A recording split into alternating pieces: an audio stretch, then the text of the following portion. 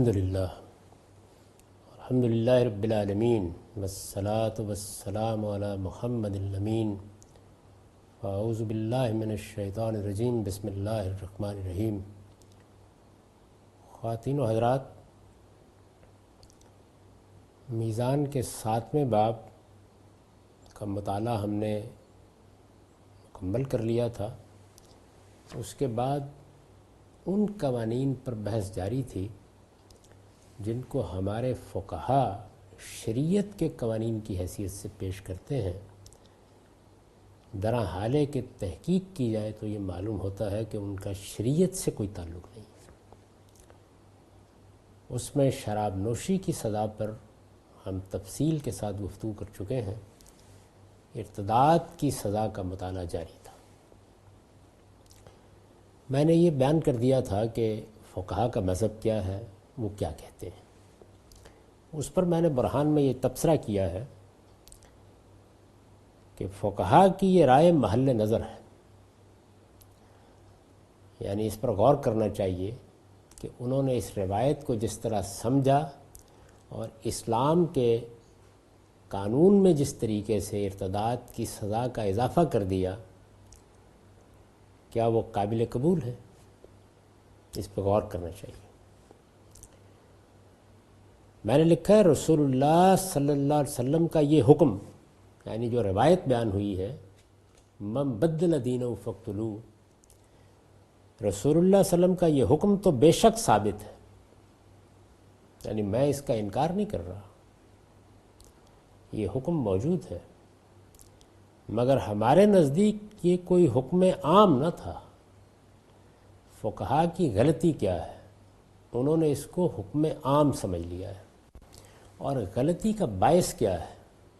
وہی کہ روایت کو مستقل بذات ماخذ قرار دے کر بات کی جا رہی ہے۔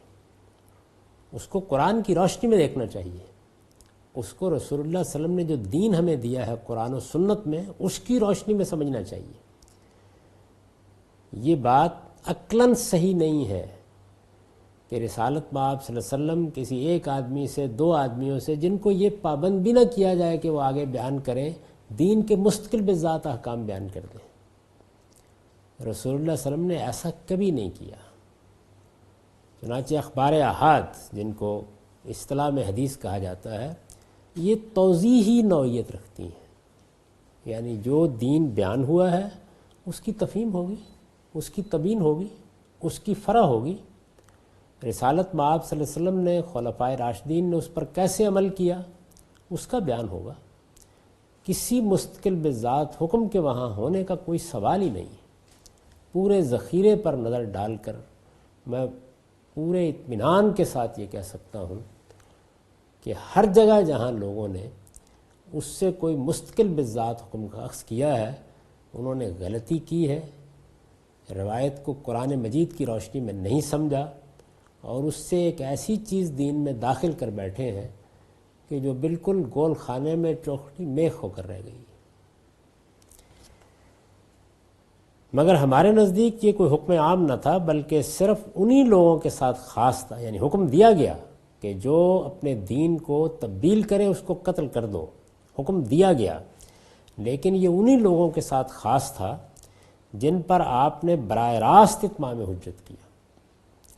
یعنی یہ بات میں کئی مرتبہ واضح کر چکا ہوں اور یہ بتا چکا ہوں کہ بڑی بنیادی غلطی ہماری فقہ میں اللہ تعالیٰ کی اس سنت کو سمجھنے میں ہوئی ہے جو ہدایت کے معاملے میں، گمراہی کے معاملے میں اللہ تعالیٰ نے قائم کر رکھی ہے، اور جس کے تحت جب کسی رسول کی طرف سے اتمام حجت ہو جاتا ہے تو جزا و سزا کا ایک قانون اسی دنیا میں روبہ عمل ہوتا ہے۔ اس کو سمجھنے میں غلطی کھائی ہے، یعنی وہ چیزیں جو قانون اتمام حجت سے متعلق تھیں ان کو شریعت سے متعلق سمجھ بیٹھے ہیں۔ یہاں بھی یہی غلطی ہوئی ہے، بلکہ صرف انہی لوگوں کے ساتھ خاص تھا جن پر آپ نے براہ راست اتمام حجت کیا، یعنی رسول اللہ صلی اللہ علیہ وسلم کی بعثت جن لوگوں کی طرف ہوئی اور براہ راست آپ نے ان پر اتمام حجت کیا۔ یہ کون سے گروہ ہیں؟ ان میں ایک مشرکین عرب ہیں، ایک اہل کتاب ہے، اور دوسرے گرد و پیش کی سلطنتوں کے حکمران ہیں، گرد و پیش کی سلطنتوں کی اقوام ہیں، ان پر رسالت مآب صلی اللہ علیہ وسلم نے 3 مراحل میں براہ راست اتمام حجت کیا ہے، براہ راست دعوت دی ہے۔ خدا کا رسول دنیا میں موجود ہو، وہ کسی کو دعوت دے اور پھر مخاطب انکار کر دے، یہ معاملہ آسان نہیں ہے۔ یہ وہ چیز ہے جس کو قرآن زیر بحث لاتا ہے اور یہ کہتا ہے کہ اس کے بعد اسی دنیا میں جزا و سزا کا قانون نافذ ہو جاتا ہے۔ اس کو بہت اچھی طرح سے سمجھ لیجئے۔ تو جن لوگوں پر آپ نے براہ راست اتمام حجت کیا، ان میں سے مشرکین، قرآن مجید کی اصطلاح میں اہل عرب، وہ اہل عرب ہیں کہ جنہوں نے شرک کو اپنے مذہب کی حیثیت سے اختیار کر لیا تھا، یعنی وہ اس بات کا اعتراف کرتے تھے کہ وہ شرک کرتے ہیں اور یہ کہتے تھے کہ یہی اللہ کا صحیح دین ہے، اللہ نے اپنے شریک مقرر کر رکھے ہیں۔ مسیحی یہ نہیں کہتے، یہود یہ نہیں کہتے، اہل کتاب کا یہ نقطہ نظر نہیں ہے، وہاں تعویل کی غلطی ہو رہی ہے۔ اس وجہ سے قرآن مجید مسیحیوں کا شرک بیان کرتا ہے، یہود کا شرک بیان کرتا ہے، ان کے لیے مشرکین کا لفظ استعمال نہیں کرتا۔ مشرکین کا لفظ بنی اسماعیل کے لیے، اہل عرب کے لیے استعمال کیا گیا ہے، اور یہ حدیث ان سے متعلق ہے۔ اس کی ذرا تفصیل دیکھیے۔ ذیل میں ہم اپنے اس نقطہ نظر کی تفصیل کیے دیتے ہیں۔ اس زمین پر ہر شخص اس حقیقت سے واقف ہے کہ دنیا میں انسان کو رہنے بسنے کا جو موقع حاصل ہوا ہے، یعنی خدا نے دنیا میں انسانوں کو بھیجا، کسی کو 10 سال، کسی کو 20 سال، کسی کو 50 سال، کسی کو 100 سال کے لیے، یہ جو موقع انسان کو حاصل ہوا ہے وہ کسی حق کی بنا پر نہیں، یعنی ایسا نہیں ہے کہ اللہ تعالیٰ کے اوپر کوئی حق قائم ہو گیا تھا لہٰذا وہ مجھے لازماً اس دنیا میں 10 سال 20 سال کے لیے بھیجے گا۔ اس کو الٹ کر دیکھیے، جس وقت اس نے دنیا میں ہم کو بھیج دیا اور پھر ایک قانون کے مطابق امتحان میں ڈالا اور وعدہ کیا کہ وہ قیامت میں اٹھائے گا، تو اب حق قائم ہو گیا ہے۔ لیکن اس دنیا میں آنے کے لیے کسی کا کوئی حق خدا پر قائم نہیں ہوتا، وہ کسی حق کی بنا پر نہیں بلکہ محض آزمائش کے لیے ہے۔ عالم کا پروردگار جب تک چاہتا ہے کسی کو یہ موقع دیتا ہے، یعنی اس معاملے کو بھی اس نے اپنے ہاتھ میں رکھا ہے، اس کے لیے کوئی لگا بندہ قاعدہ نہیں ہے کہ ضرور 50 سال کا موقع ملے گا، 60 سال کا موقع ملے گا۔ عالم کا پروردگار جب تک چاہتا ہے کسی کو یہ موقع دیتا ہے، اور جب اس کے علم کے مطابق آزمائش کی یہ مدت پوری ہو جاتی ہے تو موت کا فرشتہ آسمان سے اترتا ہے اور اسے یہاں سے لے جا کر اس کے حضور پیش کر دیتا ہے۔ یہ قانون جاری ہے، آدم و حوا کے زمانے سے جاری ہے، یہ قیامت تک جاری رہے گا۔ عام انسانوں کے لیے یہ مدت اللہ تعالیٰ اپنے علم و حکمت کے مطابق جتنی چاہے مقرر کرتے ہیں۔ ہم روزانہ دیکھتے ہیں، کسی کو بچپنی میں اٹھا لیتے ہیں، کسی کو بڑھاپے تک پہنچاتے ہیں، کوئی جوانی میں دنیا سے رخصت ہو جاتا ہے۔ عام انسانوں کے لیے یہ مدت اللہ تعالیٰ اپنے علم و حکمت کے مطابق جتنی چاہے مقرر کرتے ہیں، لیکن وہ لوگ جن میں رسول کی بعثت ہوتی ہے، اللہ کے پیغمبر کی بعثت ہوتی ہے، اور جنہیں اس کے ذریعے سے براہ راست دعوت پہنچائی جاتی ہے، ان پر چونکہ آخری حد تک اتمام حجت ہو جاتا ہے۔ یعنی دنیا میں انسان کو جو مہلت دی گئی ہے وہ اتمام حجت کے لیے ہے۔ جب کسی قوم میں رسول کی بعثت ہو گئی، جب کچھ لوگوں کو رسول نے براہ راست دعوت دے دی، تو آخری حد تک اتمام حجت ہو گیا۔ یعنی زمین پر ایک شخص سے خدا نے براہ راست رابطہ پیدا کیا، اس کے گرد و پیش میں ایسے حالات میسر کر دیے جس کے بعد کوئی عذر باقی نہیں رہا، تو اب کیا ہوا؟ اتمام حجت ہو گیا۔ اس وجہ سے اس اتمام حجت کے بعد بھی اب اگر ایمان نہ لائے تو ان کے بارے میں یعنی جن پر رسول کے ذریعے سے براہ راست اتمام حجت ہو جائے، اتمام حجت اس وقت بھی ہو رہا ہے، لیکن کب ہو رہا ہے، کتنی دیر لگے گی، خدا جانتا ہے۔ اس کے مطابق وہ دنیا سے لوگوں کو اٹھا رہا ہے، لیکن رسول کی بعثت کے بعد متعین طور پر واضح ہو جاتا ہے کہ اتمام حجت ہو گیا۔ اس وجہ سے اس اتمام حجت کے بعد بھی اگر وہ ایمان نہ لائیں تو ان کے بارے میں اللہ تعالیٰ کا یہ قانون قرآن مجید میں پوری صراحت کے ساتھ بیان ہوا ہے کہ وہ پھر اس کی زمین پر زندہ رہنے کا حق کھو دیتے ہیں۔ یعنی اب جس مقصد کے لیے دنیا بنائی گئی تھی وہ مقصد پورا ہو گیا۔ یہاں صورتحال یہ نہیں تھی کہ حق اس بنیاد پر حاصل ہے کہ اس بندے کے ساتھ کوئی وعدہ ہے، حق اس بنیاد پر حاصل ہے کہ جینا ہے تاکہ اتمام حجت ہو جائے اور قیامت میں کوئی عذر نہ پیش کر سکے۔ زمین پر وہ آزمائشی کے لیے رکھے گئے تھے، اور رسول کے اتمام حجت کے بعد یہ آزمائش چونکہ آخری حد تک پوری ہو جاتی ہے، اس وجہ سے اللہ تعالیٰ کا قانون بالعموم یہی ہے، بالعموم یہی ہے کہ اس کے بعد زندہ رہنے کا یہ حق ان سے چھین لیا جائے اور ان پر موت کی سزا نافذ کر دی جائے۔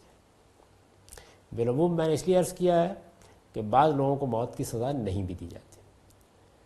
اس کی مثال اہل کتاب ہے، ان کے بارے میں قرآن نے بیان کر دیا کہ اگر وہ ایمان لے آئیں تو کیا کہنے ہیں، ایمان نہ لائیں اور جزیہ دے کر محکوم ہو کر ذلت کے ساتھ مسلمانوں کے ماتحت زندگی بسر کرنے کے لیے تیار ہو جائیں، ایک نوعیت کی غلامی کی زندگی بسر کرنے کے لیے تیار ہو جائیں تو یہی سزا کافی، یعنی محکومی کی سزا دی گئی، وہاں موت کی سزا نہیں دی گئی۔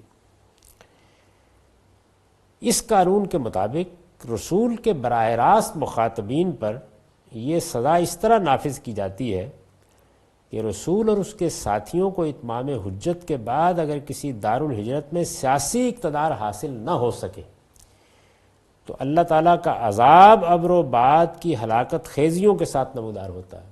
یعنی رسول کے ساتھی بھی بہت معمولی تعداد میں ہیں، دارالہجرت بھی میسر نہیں ہو سکا، تو اب اللہ تعالیٰ کیا کرتے ہیں، وہ فرشتوں کو حکم دیتے ہیں کہ اس قوم کو تباہ کر دیا جائے، اور رسول کی قوم کو موت کی نیند سلا دیتا ہے۔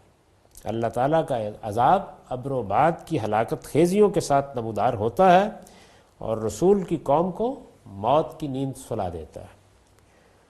قرآن مجید سے معلوم ہوتا ہے کہ عاد و سمود، قوم نوح، قوم لوط اور دوسری بہت سی قومیں اسی طرح یعنی اسی قانون کے مطابق زمین سے مٹا دی گئی۔ لیکن اس کے برعکس اگر رسول کو کسی سرزمین میں سیاسی اقتدار حاصل ہو جائے تو قوم کے مغلوب ہو جانے کے بعد اس کے ہر فرد کے لیے موت کی سزا مقرر کر دی جاتی ہے۔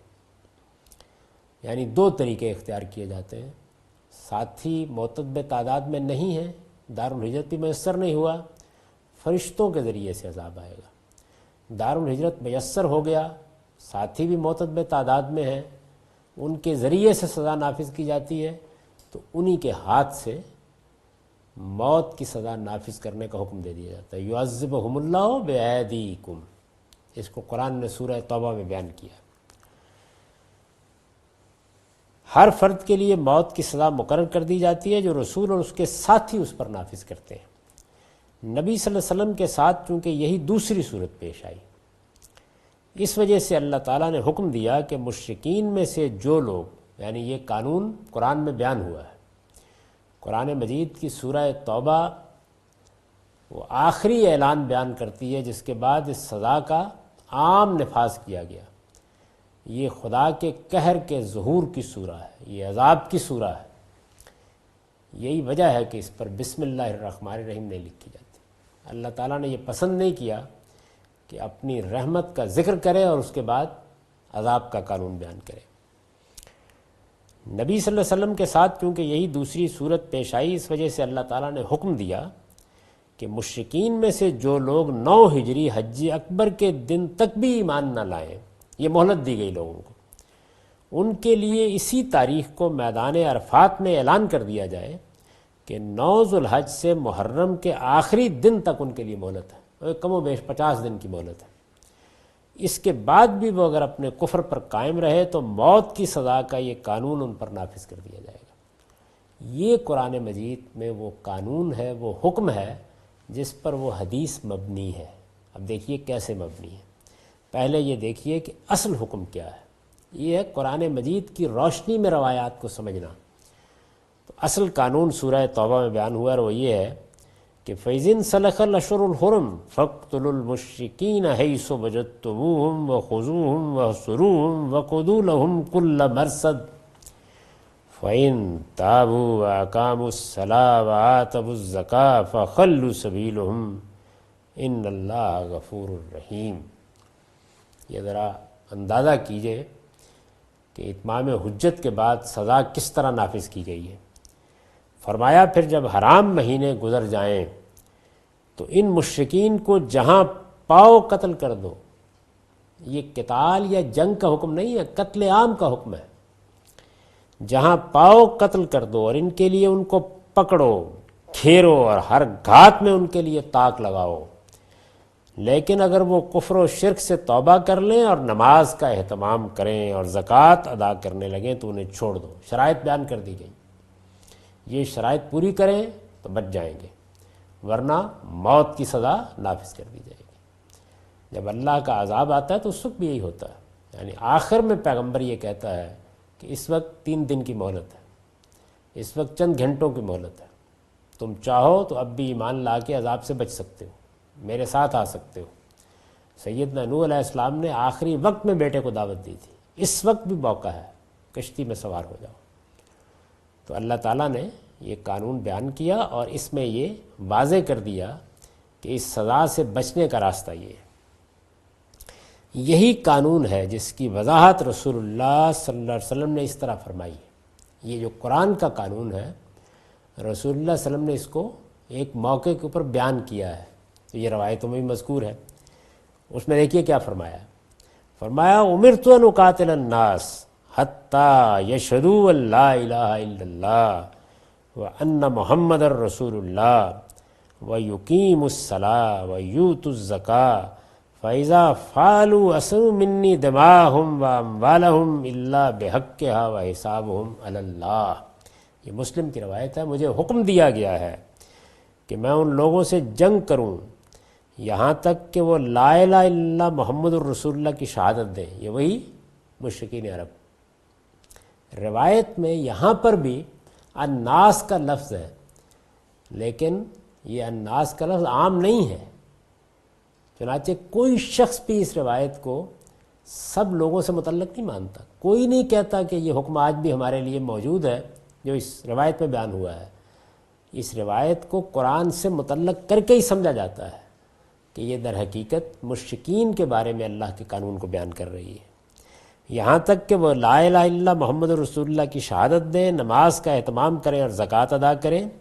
وہ یہ شرائط تسلیم کر لیں تو ان کی جانیں اور مال محفوظ ہو جائیں گے، الا یہ کہ وہ اسلام کے کسی کی حق کے تحت اس حفاظت سے محروم کر دیے جائیں. رہا باطن کا حساب تو اللہ کے ذمے ہے. یہ اسی آیت کی تشریح ہے.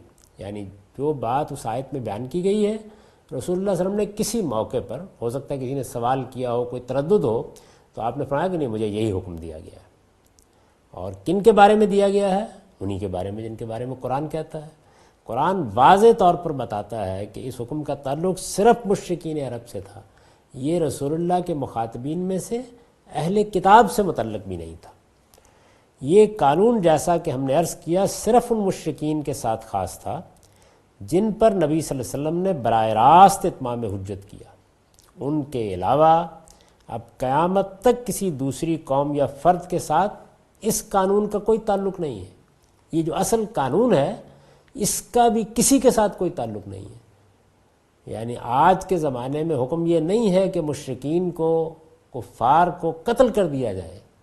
اصل حکم جن سے متعلق ہے سمجھ لیجئے وہ رسول کے براہ راست مخاطبین ہیں. میں نے لکھا ہے یہاں تک کہ وہ اہل کتاب جو رسول اللہ صلی اللہ علیہ وسلم کے زمانے میں موجود تھے، قرآن مجید نے انہیں بھی اس سے بصراحت مستثنیٰ قرار دیا ہے.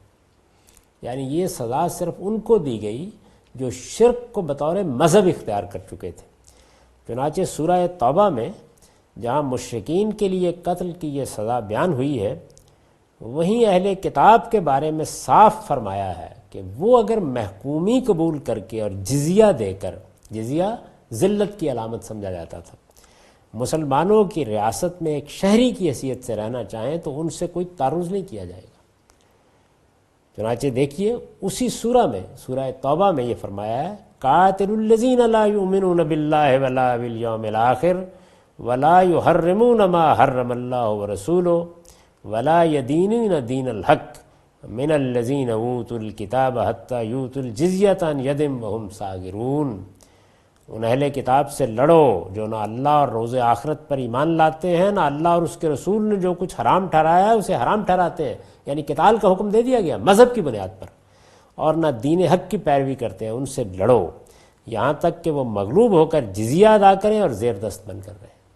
یہ بھی انہی اہل کتاب سے متعلق ہے جن پر اتمام حجت ہو گیا رسول اللہ صلی اللہ علیہ وسلم کی طرف سے۔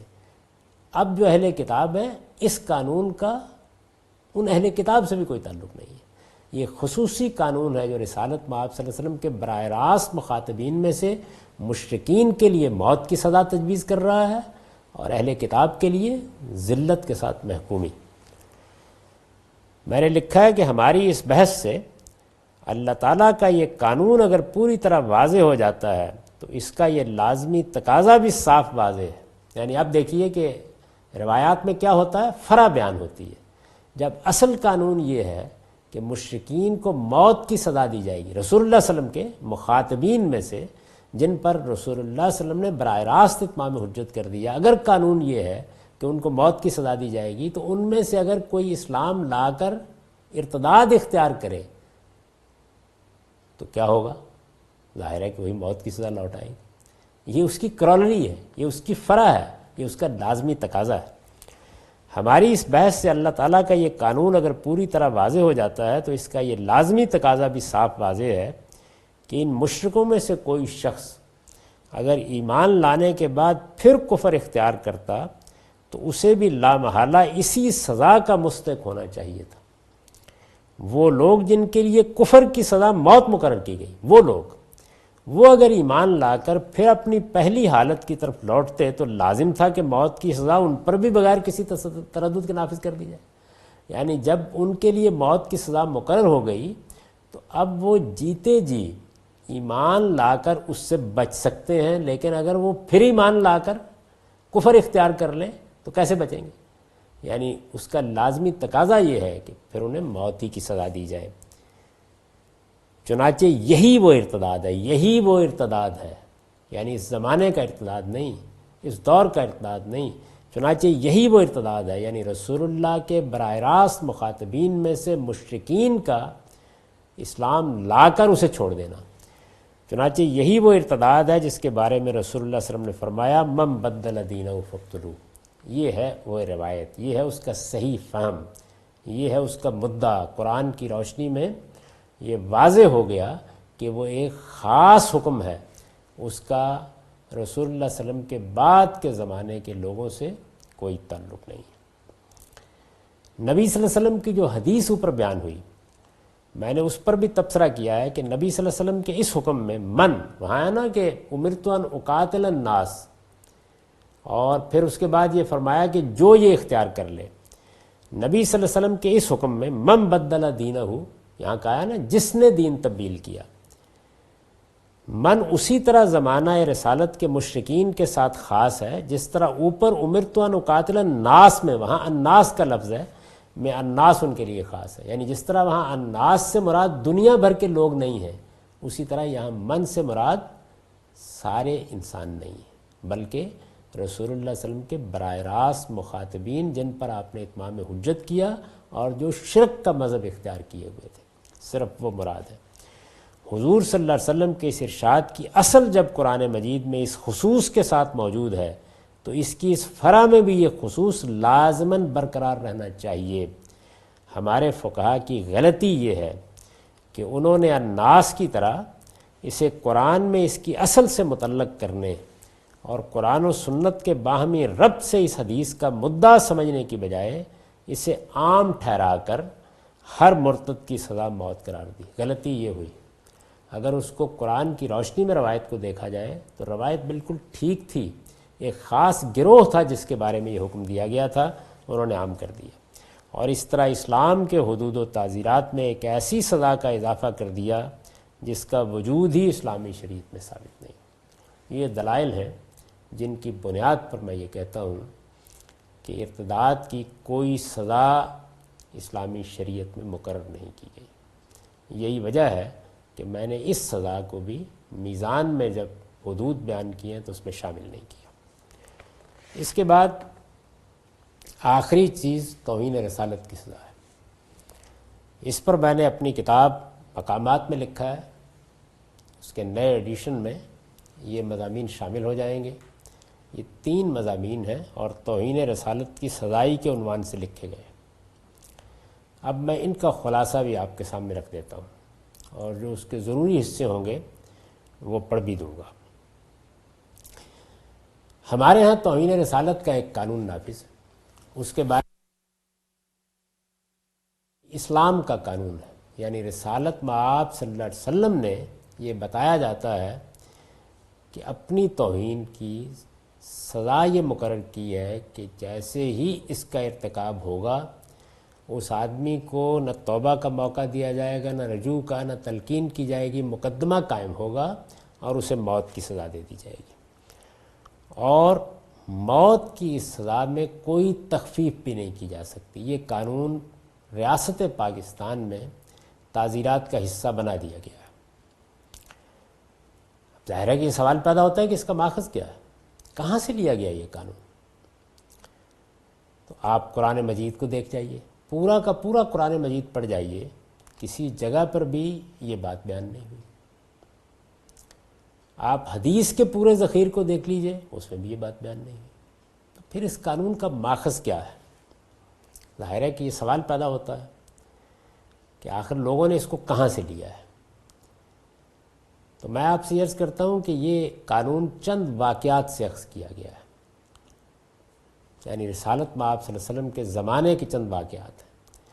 جس طریقے سے یہاں من بدل دینہ فقتلوہ کی روایت کو سمجھنے میں غلطی ہوئی ہے، بالکل اسی طرح کی غلطی ان واقعات کو سمجھنے میں بھی ہوئی۔ اور واقعات کے بارے میں ہمیشہ یہ توجہ دلاتا رہا ہوں، اور جب رجم کی سزا زیر بحث تھی تو میں نے مقدمات کی رودادوں پر تبصرہ کرتے ہوئے بتایا تھا کہ واقعات سے قانون اخذ کرنا بجائے خود آخری درجے کی غلطی ہے۔ واقعات کبھی قانون کا ماخذ نہیں ہوتے۔ قانون تو آپ بتائیے قرآن میں کہاں بیان ہوا ہے، رسالت مآب صلی اللہ علیہ وسلم نے کس جگہ بیان کیا ہے؟ قانون کو باللفظ پہلے بیان ہونا چاہیے، واقعات تو اس کا اطلاق ہوں گے اور پھر اس قانون کی روشنی میں واقعات کو دیکھا جائے گا۔ واقعات کبھی بھی بجائے خود قانون کا ماخذ نہیں ہو سکتے۔ چنانچہ ہمارے ہاں جو کچھ بھی کیا گیا ہے اس کی بنیاد کیا ہے، وہ کیسے ہے، میں آپ سے عرض کر رہا ہوں کہ یہ قانون اور اس کے پس منظر میں جن اہل علم کی آراء قبول کی گئی ہیں ان کے ہاں بھی سوائے اس کے واقعات کو بنائے استدلال بنایا گیا اور کوئی چیز نہیں۔ واقعات پر میں بعد میں تبصرہ کروں گا۔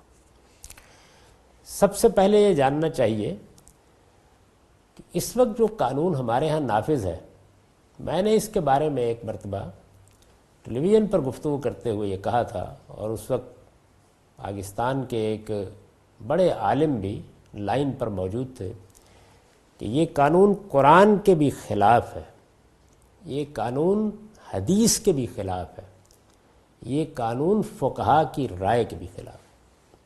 یعنی وہاں ارتداد میں ہم نے فقہا کی رائے کا مطالعہ کیا ہے، فقہا نے ایک رائے قائم کی ہے، ان کو اس میں کیا غلطی لگی میں نے اس کو سمجھانے اور واضح کرنے کی کوشش کی ہے۔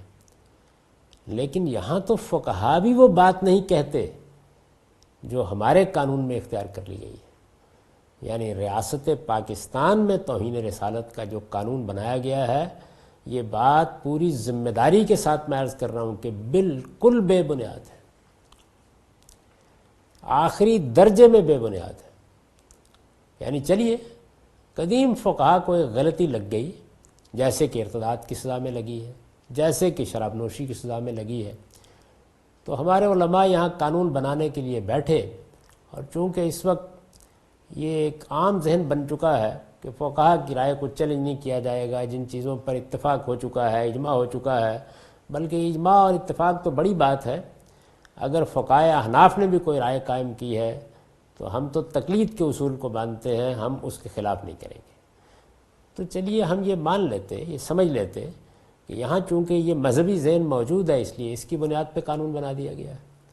مجھے حیرت ہوتی ہے کہ یہ فقہا کی رائے کے بھی خلاف ہے، یعنی فقہ اسلامی میں بھی اس قانون کی کوئی بنیاد موجود نہیں ہے۔ میں اگر یہ بات کہوں تو غلط نہیں کہوں گا کہ قرآن نے یہ قانون بیان نہیں کیا، رسالت میں آپ صلی اللہ علیہ وسلم نے کسی حدیث میں یہ قانون بیان نہیں کیا، اور میں یہ بات اگر کہوں تو میں عرض کر رہا ہوں کہ غلط نہیں کہوں گا کہ فقہ اسلامی میں ہمارے فقہا نے بھی یہ قانون بیان نہیں کیا۔ اس لیے میں نے یہ عرض کیا ہے کہ یہ بالکل بے بنیاد قانون ہے۔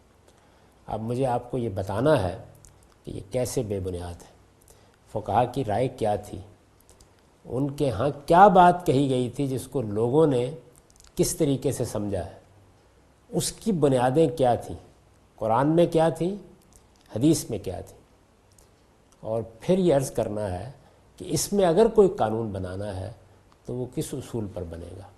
یہ ایک مفصل بحث ہے، اگلی نشست میں انشاءاللہ کریں گے۔ اب وقت ختم ہو گیا۔ اقول قولی ھذا واستغفر اللہ لی ولکم ولسائر